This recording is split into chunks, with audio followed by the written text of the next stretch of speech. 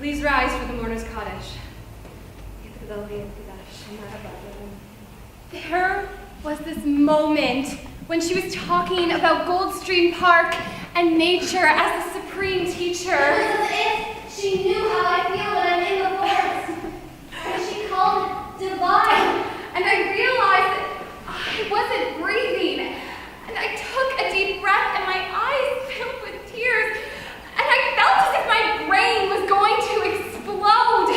And in that moment, I felt like I understood everything. Art, religion, love, nature, it's all the same thing.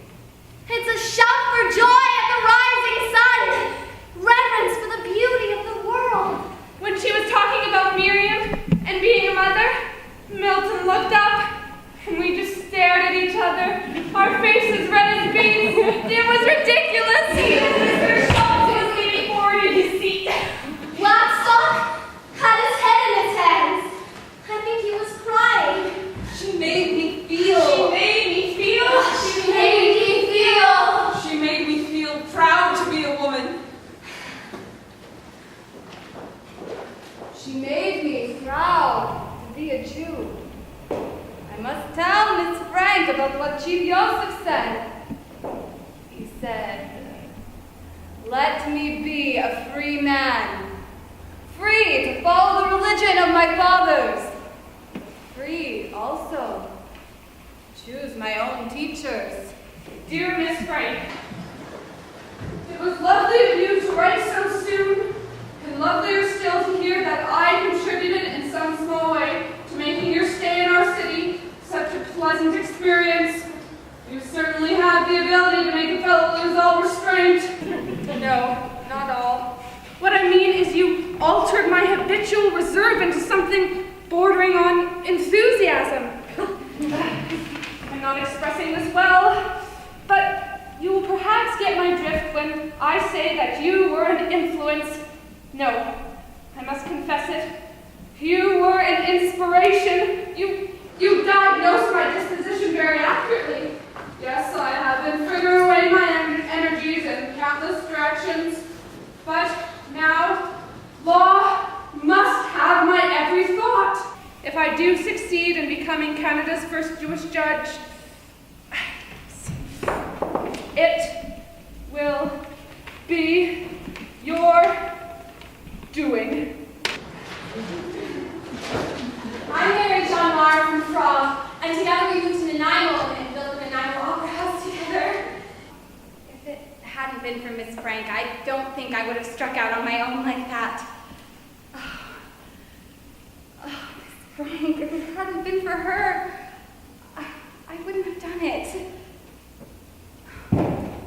Believe it or not, I married Blackstock. His name is Isaac. Isaac Blackstock. How do I know? My sister and I used to make such fun of him. He was so poor and scruffy, and his accent was so thick. But Miss Frank opened her eyes to what he had been through.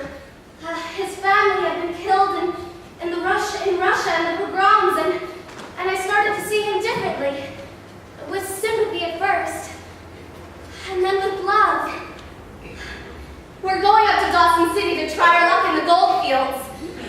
Newsflash, I married Milton Oppenheimer. I guess that's obvious. And I moved to Vancouver. No surprise there either. But Miss Frank's visit here was a definite highlight of my life. She was this famous celebrity, but she talked to me as an equal. With the suffragettes and Bernard Shaw and the New Woman, I would have just been ashamed to marry my high school sweetheart and start having babies. But Miss Frank saw value in that. I followed her career for a while. 7,000 auditors in Portland, a Ray Frank Day named in her honor at Chautauqua. But she seemed to fade from view. She went to Europe right after that and met her husband there in Munich. They settled in Illinois, where he's a professor of something. It seems that after her marriage, she never spoke in public again. People were surprised by that, but I wasn't. Maybe she just wanted a private life. In the 20s, After the war, we heard stories about how Miss Frank, by then Mrs. Lippman, had started haranguing people about anti-Semitism in Germany and prophesying all these horrible things, unspeakable catastrophes to come. People stopped listening to her. They didn't want to hear about such crazy things. Where do I begin? She exceeded my expectation, I can say that. Whether she was a performer or a prophet, it ceased to matter. All I know is that by the end of the year, we were invited to attend the first joint meeting between the Board of Directors and the Hebrew Ladies Association. Yes! We wrote the commemorative scroll of appreciation together, thanking her for her visit, which we all agreed had revitalized our community. And guess what else? We no longer have to lease our hall from the men every year. We now consider it ours to use as we see fit. Thank you, Miss Frank, for coming here. For serving as our rabbi during the high